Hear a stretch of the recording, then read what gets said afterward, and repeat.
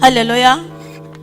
Mbere na mbere ndashima Imana cyane yuko yatuvanye muri analogue ikadushyira muri digital. Haleluya. Tugiye kwiga ijambo ry'Imana, turaza gusoma muri Daniel, turasoma ku bice bitandatu duhere ku murongo wa 22. Ni kuri page 830 mu isezerano rya kera. Reka dusome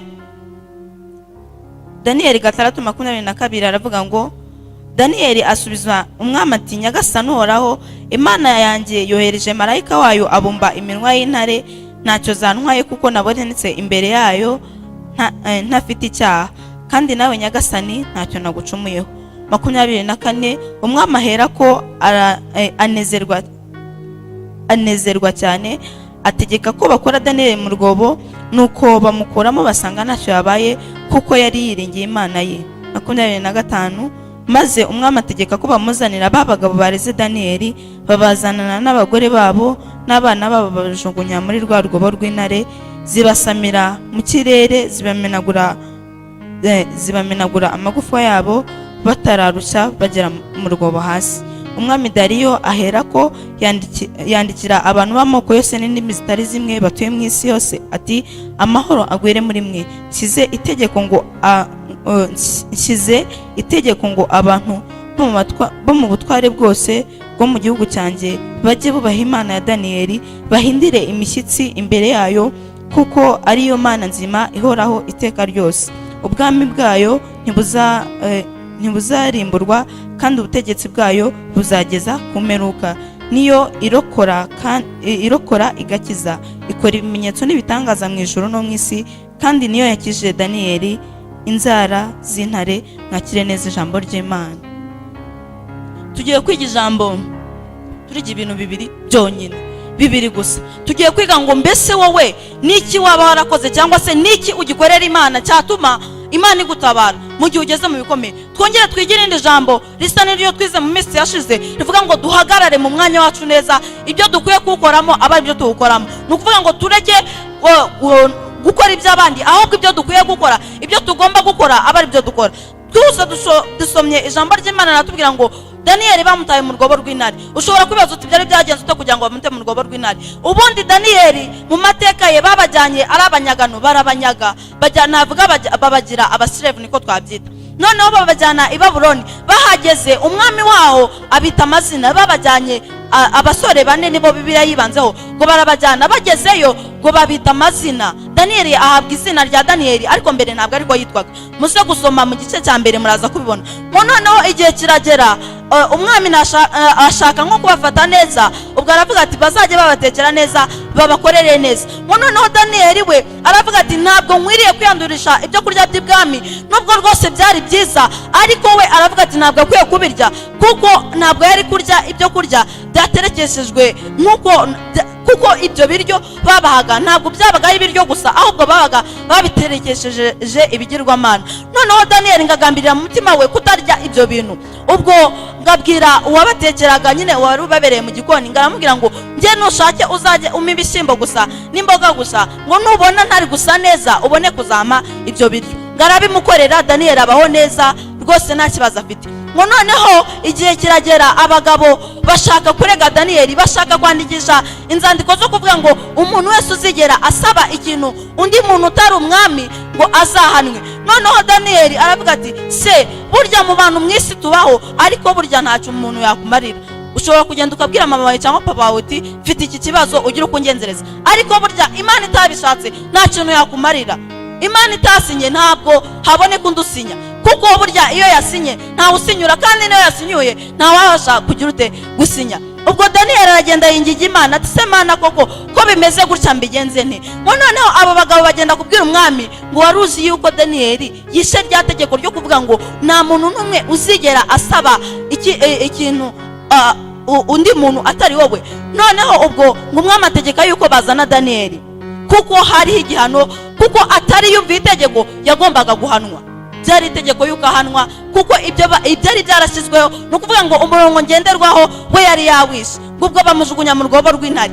Ariko kuko Daniyeli yakiranutse, kuko yagendeye imbere y'Imana akicisha bugufi, kuko yanze kwiyandurisha ibyo kurya by'ibwami, ubwo bamujugunya muri urwo rwobo, ariko ntiyagira ikintu na kimwe agira ute aba. N'intare yewe zari zimwasamiye, ariko gusa ngo marayika araza azibumba iminwa. Byo byonyine kuko yari yarubashye Imana. Sinzi rero ikiri gutuma muri iyi minsi uba ukuri, sinzi ikiri gutuma udakorera Imana, kandi burya nta kintu na kimwe kizagutabara. Ibyo wakoze nibyo bizagutabara. Haleluya. Ibyo wakoze nibyo bizagukura mu makuba. Ni ukuvuga ngo umuntu ashobora kugusengera pe, ndabyumva, umuntu ashobora kugusengera akakugira uti, ariko ntabwo bihwanye nuko wabyigorera, ntabwo bihwanye nuko wowe wakwisengera. Rero sinzi ikiri gukora muri iyi minsi cyazatuma imbere y'Imana nawe marayika aza agafunga iminwa ibyo byose bikwasamiye kugira ngo bitakurya. Haleluya.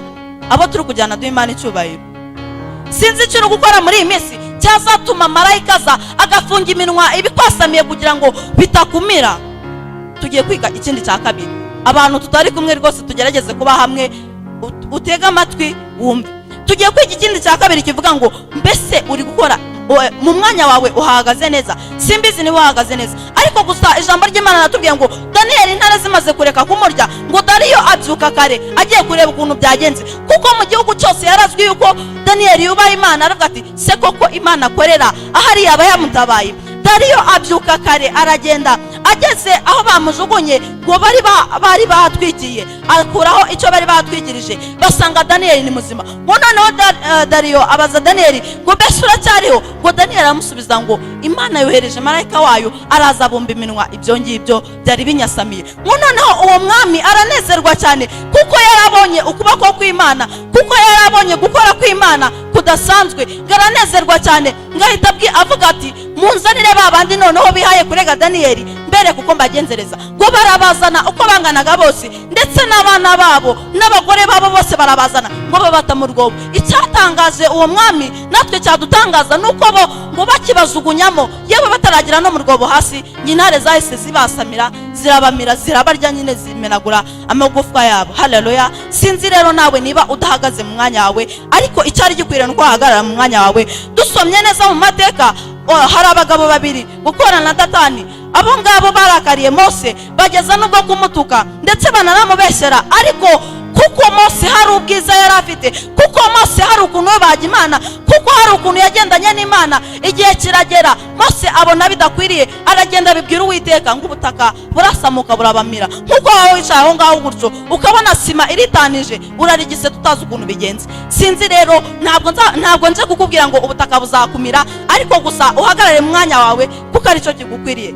Sibyo? Uhagarare mu mwanya wawe kuko ari cyo kigukwiriye. Ugiye kongera ugasoma, ushobora gusanga Miriyamu na Aroni babeshyeye Mose, baranamuseka cyane ngo nuko yashatse umugore utari mu bwoko bwabo. Ubwo baramuseka baramunegura bagira ute, ngo noneho kubwo bwiza Mose yari afite, kubwo kubaha Imana Mose yari afite, kubwo ibyo yari yarakoze byanejeje Uwiteka, ngo bituma Imana yururuka ibateza ibibembe. Ngo ndetse baragenda baravuga bati twingingira Uwiteka basa bidukureho. Ubwo Mose aragenda aginginga Uwiteka abibakuraho. Sinzi rero, ushobora burya gusuzugura umuntu, ntugapfe gusuzugura uwo ubonye wese. Ururimi ni ruto ariko rudukoresha ibintu byinshi bidakwiriye, ariko ntabwo twari dukwiye kuyoborwa na kamere, ahubwo twari dukwiye kuyoborwa n'Umwuka Wera. Haleluya. Dukwiye kuyoborwa n'Umwuka Wera, kuko twamaze kumenya neza yuko ibyo Umwuka Wera yanga nibyo kamere yacu ikunda, kandi ibyo kamere yacu ikunda nibyo Umwuka Wera yanga. Ariko dukwiye kunesha umubiri cyangwa se kamere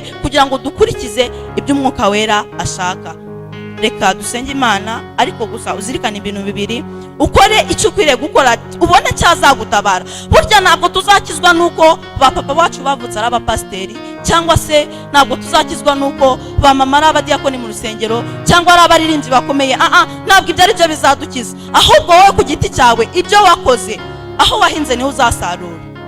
Rero dukora ibidukwiriye ko dukora, ntidukore ibitadukwiriye. Duhagarare aho tugomba guhagarara, tuvuge ibyo dukwiriye kuvuga, dukora ibyo dukwiye gukora, dutekereze ndetse n'ibyo dukwiye gutekereza.